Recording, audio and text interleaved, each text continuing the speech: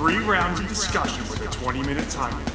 Introducing first from a Zoom call in Columbia, South Carolina, Matthew, aka the Unbreakable Spirit. And his opponent from a Zoom call in Atlanta, Georgia, Daniel, aka the Executioner. Take it away, Matthew.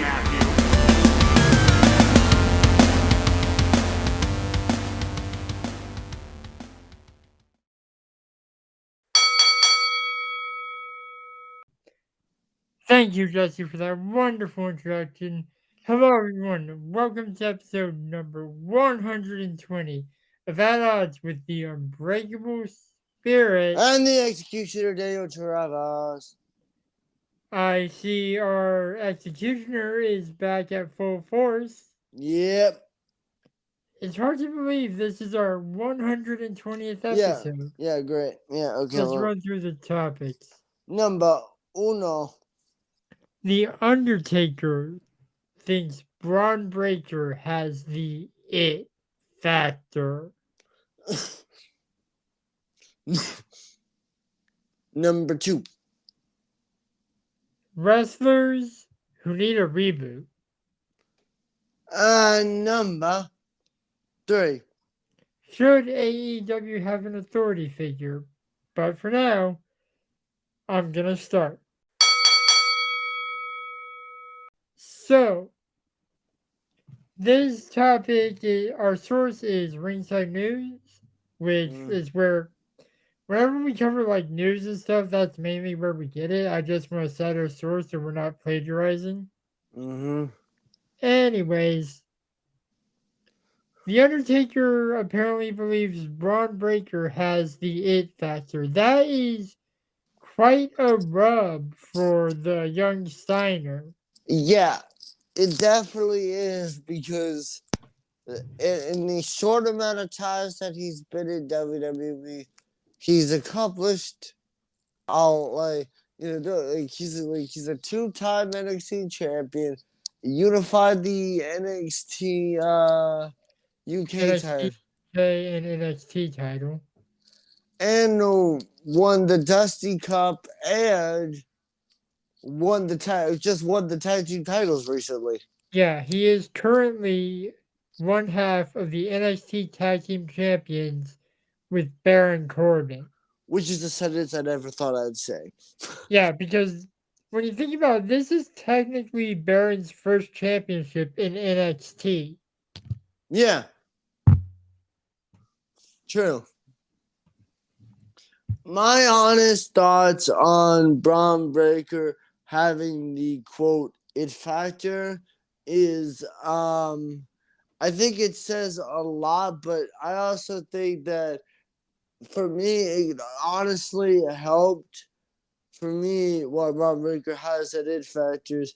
He kinda had it, but I feel like he really got that it factor once he flipped to the dark side. Yeah, admittedly, turning heel might have been the best thing for his career. Agreed. But like I said, if the Undertaker gives you that sort of endorsement, but dude, keep in mind, Braun Breaker's only 6 years old. Yeah, God, that just makes me think, like, if I had a different life, what I could have accomplished when I was 26. Yeah, but it's utterly, insane because, keep in mind, I have also heard a lot of reports that Braun Breaker, because, Braun's been showing up, on Raw and SmackDown, for contract negotiations, and we've heard a lot of reports that Braun Breaker is supposed to get a big push. Yeah. He's supposed to get, a Brock, because, Lesnar was supposed to have some stuff, but apparently, rumor has it, that shit might be going to Breaker instead. Yeah. I just hope when he gets called up that they change his name to Braun Steiner or something. I don't really think they need. Honestly, I think he's made such a name for himself as Braun Breaker to be 100% honest, is that like he's made such a name for himself as what he's done over like in 2 years that it would look kind of ridiculous for what he's Fair. done. That's valid. Because to be honest, like, don't get me wrong, him getting that notification by the phenom, the Mark Holloway, the Undertaker. Which, for the record, keep in mind, the last time the Undertaker crossed paths with Braun Breaker, it ended with the Undertaker choke slamming Braun Breaker. Yeah, true.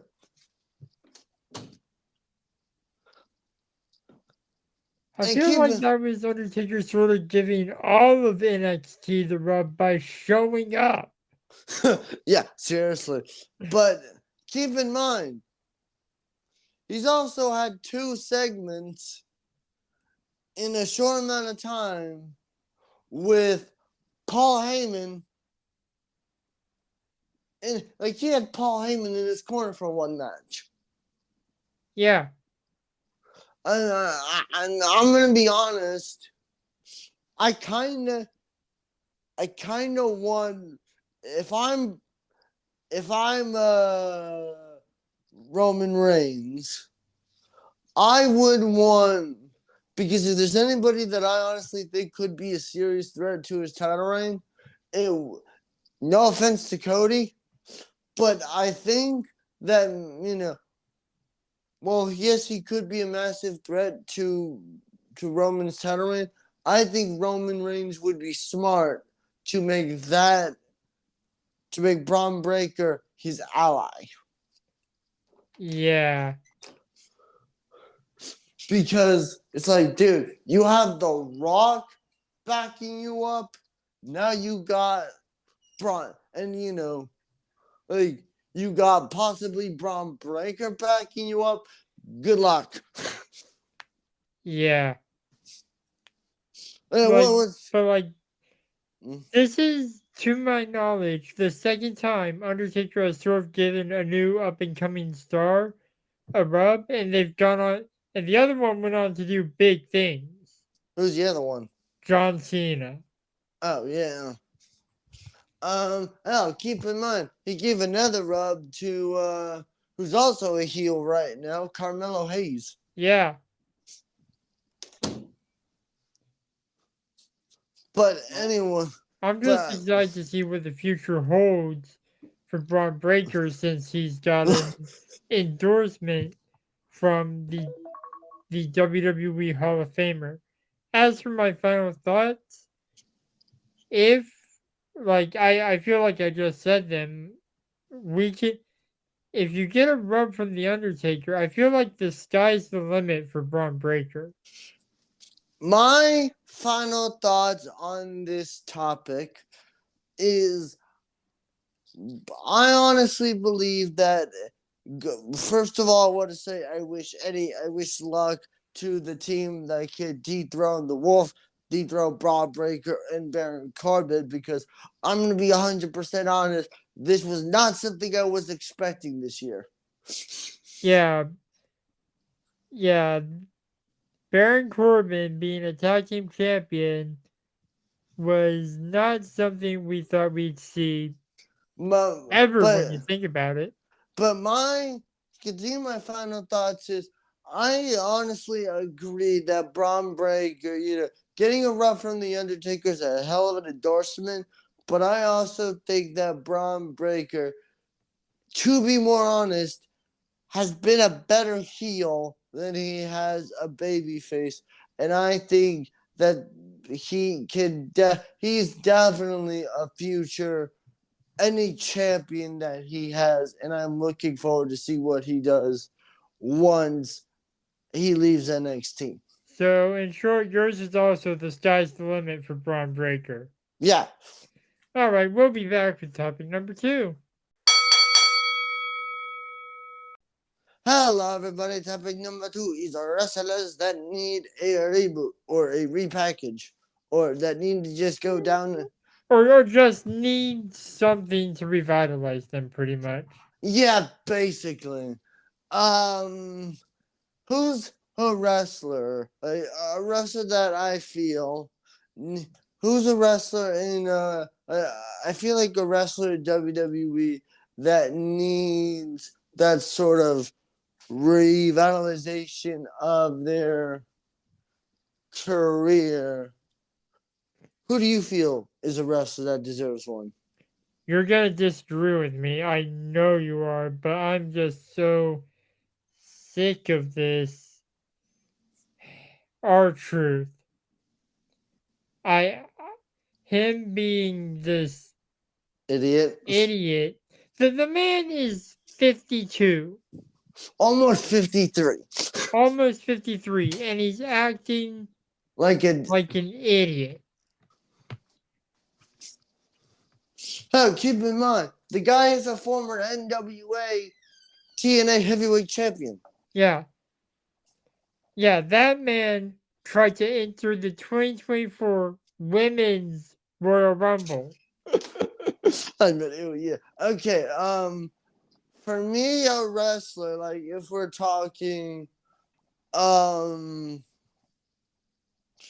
if we're talking male wrestlers, a wrestler that I think deserves a chance to revitalize their career that I don't if we're talking uh if we're talking male, I would say currently honestly I'd probably say what's the risk? Oh yeah.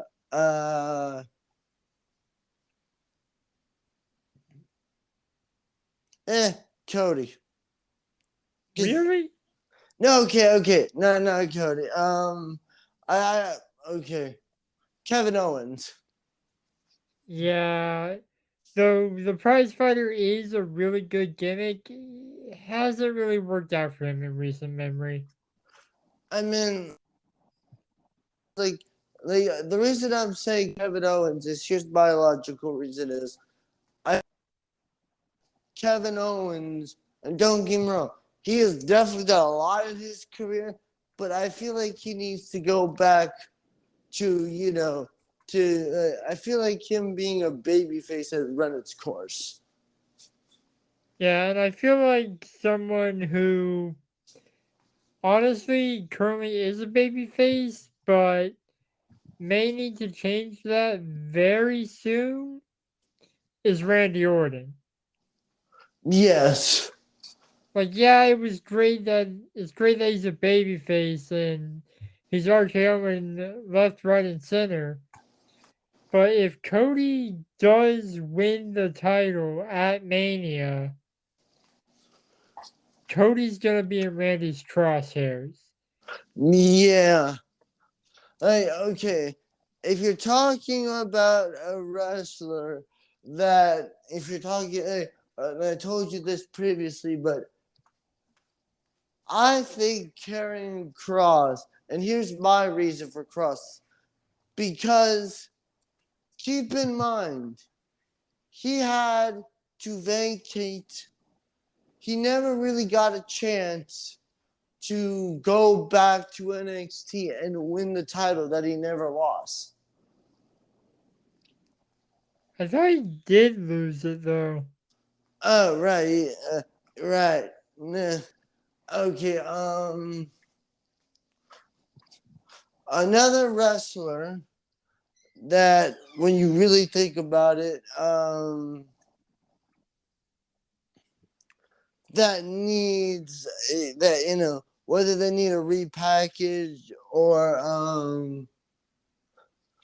uh a reboot is uh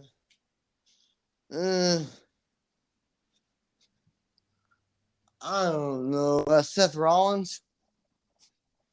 Yeah, like the drip god thing has sort of run its course, I guess. I mean, he can still show up in really outrageous outfits. It's just at least like save the really outrageous stuff for like one of the big four, you know? Yeah. Tell me, Matthew, what is a wrestler that you feel deserves a repackaging or needs to go down to NXT and revitalize their career? Yeah, I'm trying to think. Hmm. I would say Cedric Alexander or Ashante the Adonis, but apparently after SmackDown, a vignette was shown for them forming a tag team. So I don't think it'd be right to revitalize them if they're just forming a tag team. Yeah. And I will say two guys that I feel like have revitalized their career recently is the Street Profits. Yeah. I would say before we jump into final thoughts is I feel a wrestler, one more wrestler that I really feel like needs a revitalization is The Miz. All they need to do is turn him heel and then he's good again. Yeah. Anyways, for your final thoughts, you host it, you go first. All right. My final thoughts is I have any wrestler that needs a reboot that I feel like should be wrestlers that in my opinion that whether it be their current character or or their careers are currently going nowhere. Either need to go back to NXT or need a recharge of their career to remind people how damn good they are. Need to be repackaged. Yeah, my final thoughts are even if it's just like changing up a look, maybe Randy Orton finally wears long tights. Yeah, whatever someone can do to like freshen themselves up a little bit, I would say go for it. It might Dude, be interesting. pull a Chris Jericho. I mean, Yeah, if there's anybody that knows how to knows how to reboot them work every single time, it's Chris Jericho. yeah. Chris Jericho literally got a scarf over. Damn. All right, we'll be back with topic number 3. Yeah, the third and final topic right after this. And we are back with the third and final topic. Should AEW have an authority figure for each brand? I forgot to say that in the intro. Yes. My thoughts are yes. Yes. And here's what we mean by that. To clarify, is that I'm not talking like you have Tony Khan be, you can still have Tony Khan be the boss, but when we're talking about like, hey, you need like the problem with AEW that I see is that you don't really have someone on screen making sort of, you have Tony Khan sort of be the owner, but at the same time book all the matches. Yeah, and when CM Punk went on that tirade after the brawl out, like, or before it, Tony was just sitting there, scared. he didn't try to stop Punk or anything. He just let Punk go on a tear. Yeah. Because here's what I'm saying. Look, take Dynamite, for example. Like, let's start with Dynamite, your main company show.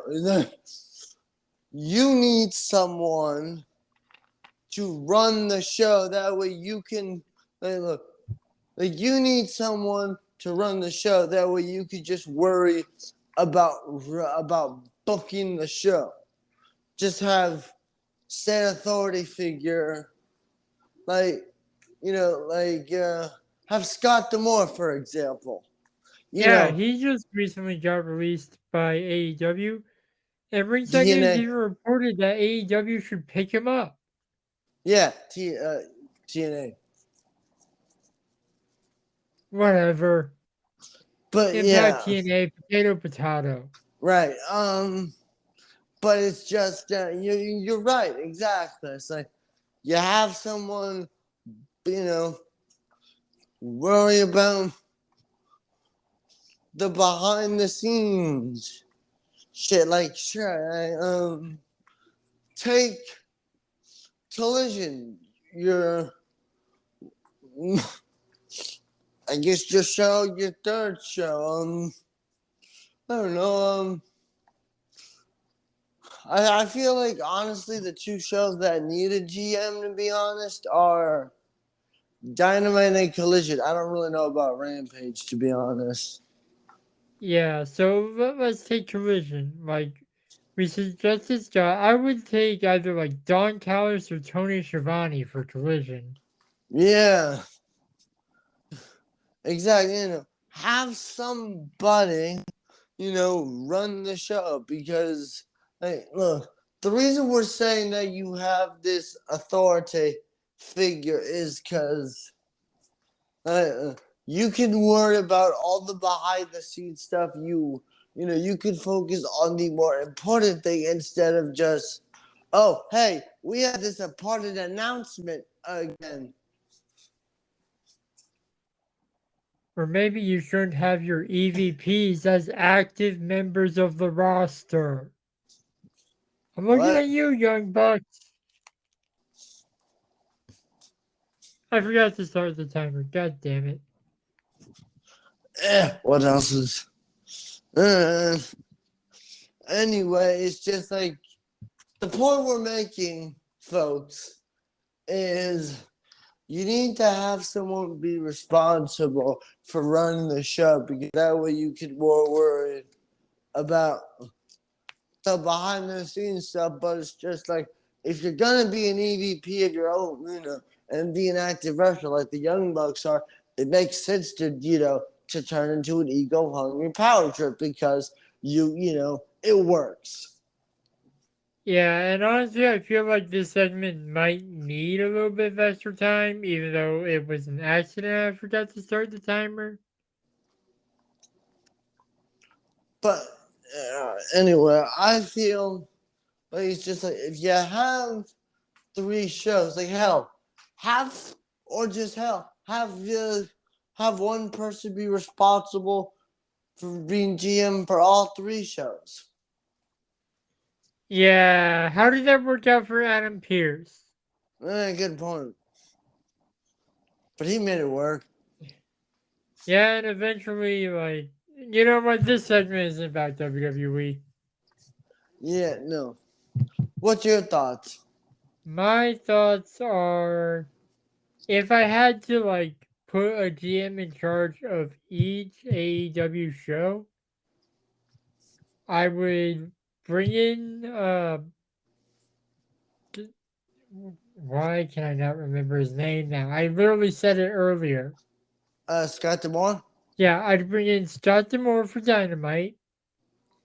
I would have Taz be in charge of Rampage to get like a former wrestler in charge of one of the shows. And I would have either Don Callis or Tony Schiavone in charge of Collision. Yeah, because if you do Don Callis, you could have, it would really help. it would help, with the whole Don Callis film, it would help make all of his heels more hated. Yeah, exactly.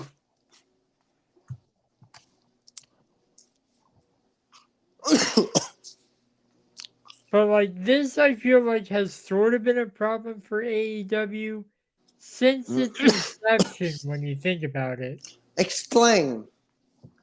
you have an overflux of wrestlers. Admittedly, not as bad as it used to, since some have left the company. But they've had no one to boss them around, pretty much. Yeah. I feel like, and I know I feel like something that AEW needs to do is look, the whole point of us discussing is because you need somebody on screen instead of like every time Tony Khan shows up, no one, every time he makes some sort of announcement, no, you make so many goddamn announcements, nobody's gonna give a shit after a while. Yeah. Like you apparently had like a I don't even remember what the last big announcement was, to be honest. Big business. Right. The next big announcement you should have, Tony Khan, is you're getting an authority figure for your brands.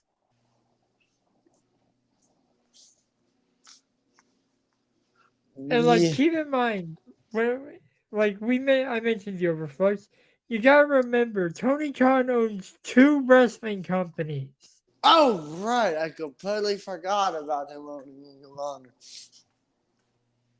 Yeah, he owns 2, and Ring of Honor doesn't have an authority figure either. Yeah. Hell, maybe the Mark Tony Khan could be the Ring of Honor authority figure. Yeah. But how long we got left?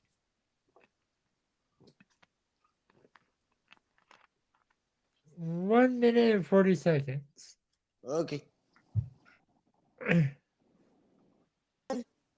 To my thoughts is you need someone to run the show because otherwise, like I said, that anytime you could make a major announcement out of Ring of Honor, nobody could give a shit.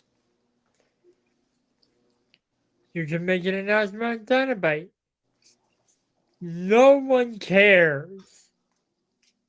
Yeah, you could make a major announcement that you sent Shohei Ohtani to a multi-million-dollar contract on Dynamite. Nobody would care.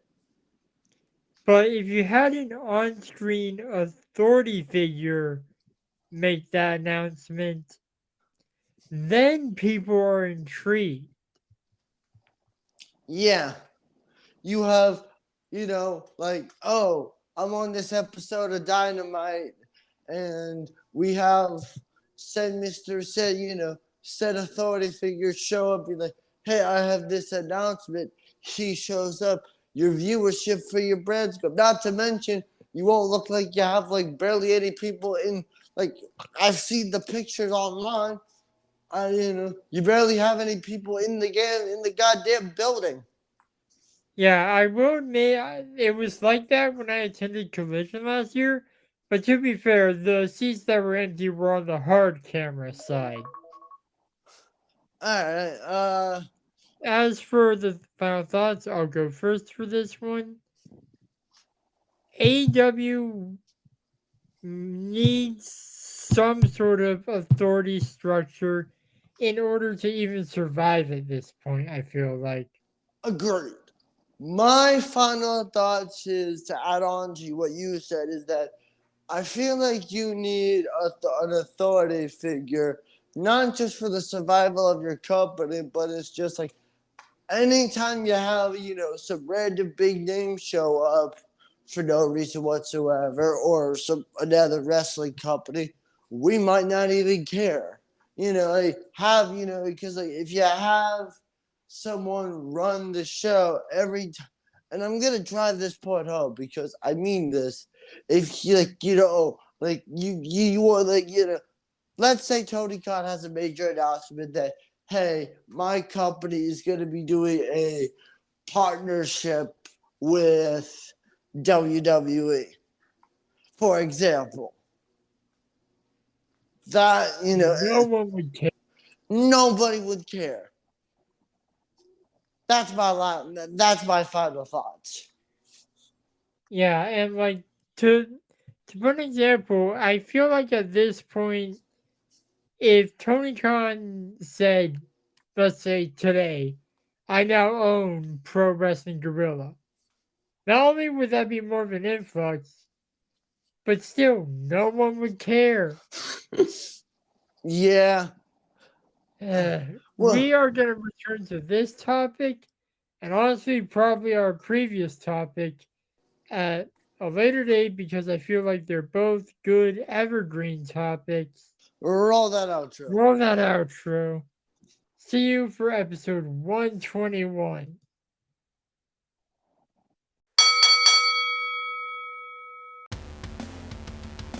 Thank you for listening to At Odds, hosted by the Unbreakable Spirit and the Executioner, edited by the Unbreakable Spirit. You can follow me on Twitter and Instagram at MTS_life_0126. You can follow me on Instagram at DanTravis21, and you can also follow me on the Twitter at DanTheExecutioner21.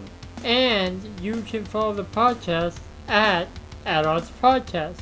We'll be back next week with more debates and discussion. But until then, the Executioner and the Unbreakable Spirit will still be at odds. Thank you, losers.